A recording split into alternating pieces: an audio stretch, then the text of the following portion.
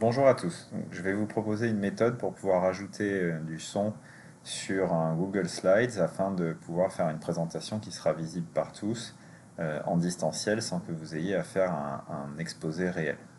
Donc la première chose à faire, ça va être quand vous aurez bien rédigé ce que vous souhaitez dire à l'oral, ça va être d'enregistrer le son que vous voulez mettre par-dessus une diapositive.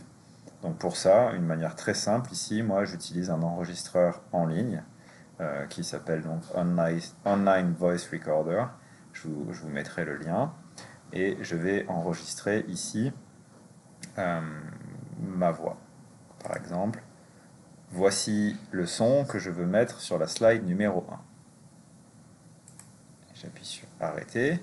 Et ensuite, je peux sauvegarder ici mon fichier. Vous voyez qu'il s'enregistre directement là en bas à gauche de mon écran. Donc là, ça veut dire qu'il est enregistré dans le dossier Downloads de mon ordinateur. Donc je vais aller le récupérer, Show in Folder, et je vois qu'il est ici dans les Downloads, et je vais le glisser directement dans mon Google Drive.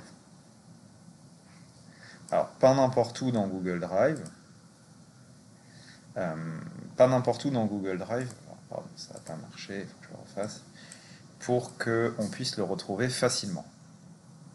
Voilà, donc là j'ai l'importation qui est en train de se réaliser, et il faut impérativement le mettre dans Google Drive pour pouvoir y accéder depuis ensuite Google Slides. Donc ici, par exemple, je vais le renommer. Ça va être voix slide 1.